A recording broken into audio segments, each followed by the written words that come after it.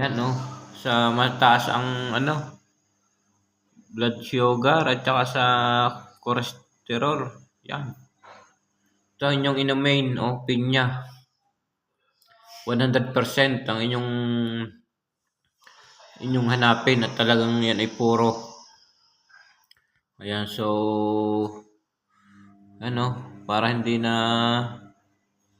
tumaas ang inyong blood pressure. Ayan, tingnan ang tatak. Mas lalo na ang yan, yung bagong pitas. Mas maganda sa katawan. Ayan, so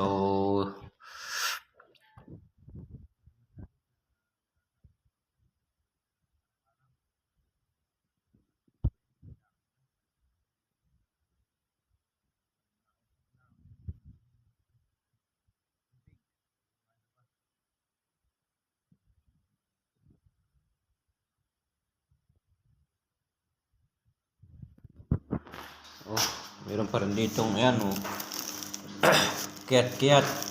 Ayan, mas maganda rin sa katawan yan. Kaya lagi kayong